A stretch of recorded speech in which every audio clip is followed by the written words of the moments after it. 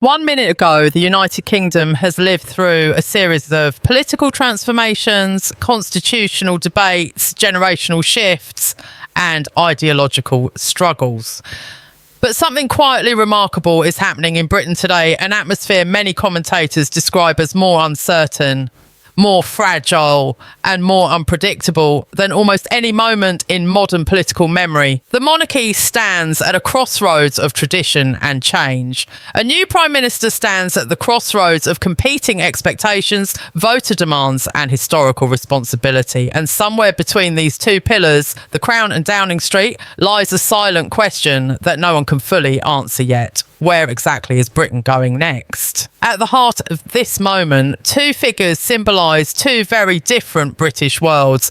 King Charles III, a monarch shaped by decades of preparation, reflection, environmental advocacy, duty and unexpected change. And Prime Minister Keir Starmer, a political figure shaped by years of legal training, opposition strategy, political moderation and the complicated responsibility of leading a nation after years of division. For some viewers watching from afar, the United Kingdom might look like a stable country with familiar institutions and polite politics. Yet up close, the tension feels real, sometimes quiet, sometimes hidden behind ceremonial gestures and constitutional formality, but absolutely present. Political journalists note it, analysts dissect it, and audiences sense it. Everyone feels that something is shifting, something invisible, something deep. To understand this moment, we must first understand Britain itself, not simply as a map or a parliament building, but as a political living system built on centuries of constitutional tradition. In Britain, power doesn't only exist in elections or party manifestos, it exists in symbolism, ceremony, expectation and authority. It exists in the spaces between government and monarchy, between tradition and reform, between what the public demands and what history silently requires. This moment is not about a personal rivalry. It is not a conflict. It is not political drama in the way social media often imagines. Instead, it is a national conversation, one that plays out slowly, carefully and respectfully. The monarch does not govern, the Prime Minister does not control the crown, but together they form part of a constitutional ecosystem that shapes every major decision taken in modern British life. And here is where the fascination truly begins. Viewers across the UK, across Europe, across the Commonwealth and across the global internet have started asking new questions never spoken so openly before. What influence should a modern monarch have? How much space should a Prime Minister be allowed to take in shaping national identity? Where is the emotional centre of British power actually moving? These questions are not fantasy, they're political questions, legal questions, cultural questions. As Britain faces global challenges from economic uncertainty to geopolitical realignments, its political identity is being rewritten, slowly, quietly, but unmistakably. Every time the media covers a royal event, audiences ask, what does this mean politically? Every time the Prime Minister gives a speech about Britain's future, audiences ask, what does this mean for the role of the monarchy? Whether people say it aloud or not, this new tension has entered the public imagination. When King Charles ascended the throne, many believed that the monarchy would transition gently into a new era, slightly modern, slightly more environmentally focused, slightly more globally engaged. But politics rarely moves in straight lines. And today's Britain is not yesterday's Britain.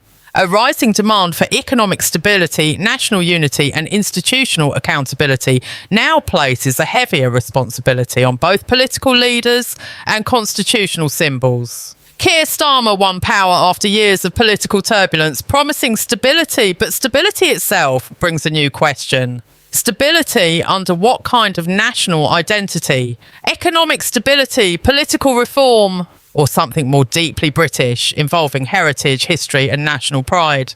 Meanwhile, Charles enters his reign with a lifetime of preparation that combines environmental thought, international perspective, cultural preservation and a belief in long-term stewardship. His approach to monarchy is more thoughtful than dramatic, less ceremonial for spectacle and more ceremonial as symbolic duty. Yet in the modern news cycle, symbolism becomes meaning, meaning becomes narrative, and narrative becomes political interpretation. This is the moment when two institutions, government and monarchy, must exist side by side while the world watches closely. Neither controls the other, yet each influences how the public imagines the future of Britain. Millions of viewers feel that something is happening. They can't fully explain it, but they sense a political shift beneath the surface, a historical movement, a generational transition, and perhaps a future no one has truly mapped yet. In this story, every glance during a ceremony, every official speech, every public comment, every symbolic moment becomes part of a bigger conversation about Britain's identity. Not conflict, not rivalry, identity. For more than 3 centuries, Britain has developed a unique constitutional balance that shapes every political event, every public speech, and every national crisis. The United Kingdom does not have a single written constitution like the United States or France. Instead, its system relies on evolving conventions, historical rules that have developed through centuries of practice. This means the relationship between the Prime Minister and the monarch has always been subtle, flexible, and constantly changing depending on political era. The Crown represents continuity, the government represents change. The Crown symbolises tradition, the government symbolises policy. The Crown provides unity, the government provides decision-making. Both are essential, but neither can exist fully isolated from the moral expectations of the public. King Charles inherits a role shaped by history, by centuries of monarchy evolving through reform rather than revolution. He cannot govern, cannot intervene in political decisions, and cannot publicly influence government agendas. His power is symbolic, constitutional, ceremonial, and yet extraordinarily meaningful in national identity. Keir Starmer inherits a political system shaped by parliamentary authority, electoral mandate, public accountability, and democratic responsibility. He governs through policy, not ceremony. But even policy is influenced by tradition, precedent, and national culture. In the UK, politics always exists within a larger historical framework. So why do audiences today feel a new sense of political curiosity around these two figures? Why are online discussions filled with speculation about influence, pressure, guidance, or historical tension, sometimes exaggerated, sometimes misunderstood, but undeniably present? The answer lies in timing. Britain has entered a moment of national transition, a new monarch, a new prime minister, a shifting international landscape, major economic concerns, changes in national identity, debates about unity, shifts in geopolitical alliances, renewed conversations about Britain's role in Europe, the Commonwealth, and the world. In such a moment, every institution becomes part of national conversation, even if silently. The monarchy becomes a symbol of heritage and continuity. The government becomes a symbol of modern direction. The two coexist, but that coexistence becomes the subject of analysis, commentary, speculation, and sometimes dramatic interpretation. The media amplifies the symbolism. Public emotions attach themselves to symbolic events, royal ceremonies, parliamentary announcements, public speeches. Even if these events are not politically confrontational, they become emotionally significant in a national moment of change.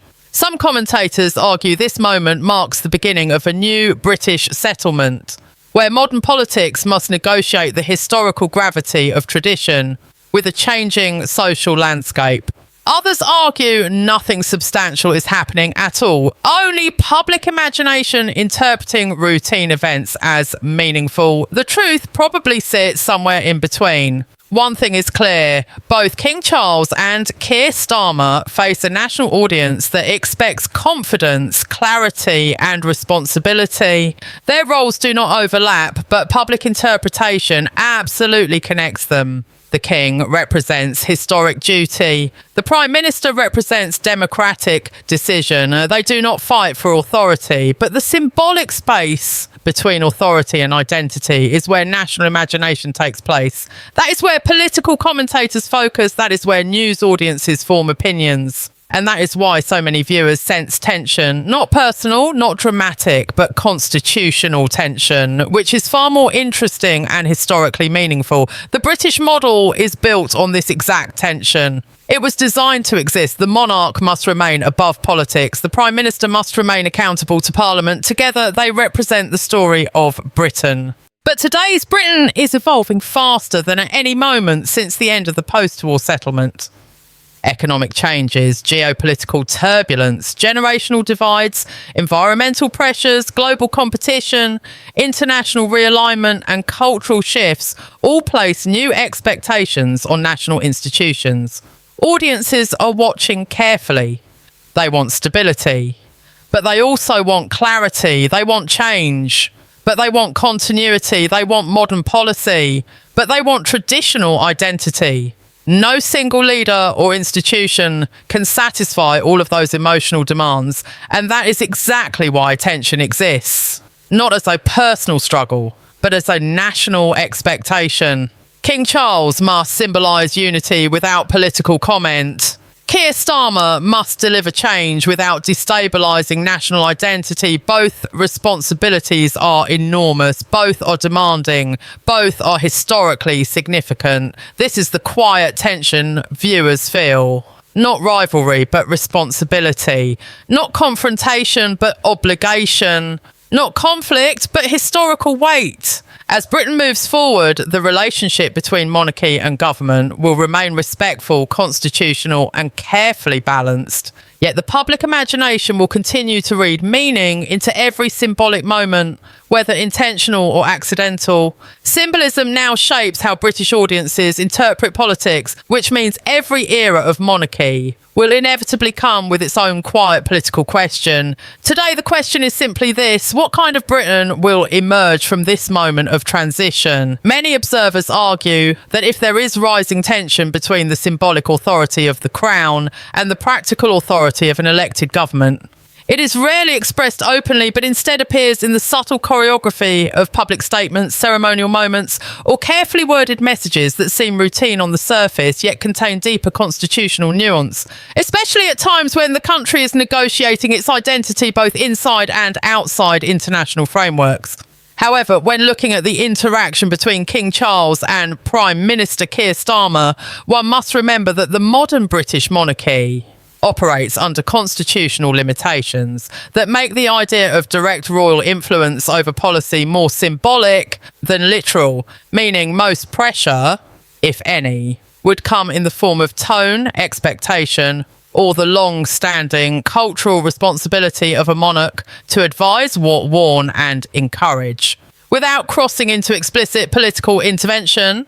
This is why analysts who study soft power often point out that the Crown's influence is felt not in public confrontation, but in the weight of national tradition that surrounds key political decisions, producing a space where a Prime Minister might feel compelled to respect public sentiment tied to monarchy, even while asserting government priorities based entirely on democratic mandate. And these dynamics become particularly interesting at moments when political leadership is attempting reforms, negotiating international posture, or redefining Britain's relationship with Europe, because the symbolic voice of the sovereign embodies continuity, whereas the political voice of a Prime Minister embodies change, and in every period of transition therefore invites commentary, even speculation, about whether the monarch subtly signals approval for a certain national direction or simply reflects the ceremonial stability that the institution has historically provided. Yet what makes the situation more captivating for audiences, especially in the digital age, is that people interpret facial expressions, tone of speech, order of words, or even momentary gestures during state events as coded messages about political developments, meaning a serious or thoughtful look from King Charles standing beside Starmer during a public engagement can instantly become a subject of online debate, YouTube thumbnails, political reaction channels, and viral commentary that amplifies interpretations beyond what was actually said, turning routine appearances into a kind of narrative battlefield where politics, culture, and monarchy collide in the audience's imagination. But if one steps back from the excitement of speculation, the established constitutional rule still remains. Modern British monarchs do not command political decisions. They represent an enduring national identity while elected leaders handle policy, and any sense of tension is more reflective of Britain's ongoing debate about tradition versus political modernisation rather than any literal clash between individuals, which is exactly why discussions around Starmer and Charles feel so relevant. They offer a symbolic mirror for Britain's internal conversation about unity, change, and the meaning of national direction in a rapidly shifting geopolitical environment without needing a single dramatic confrontation to make the story compelling.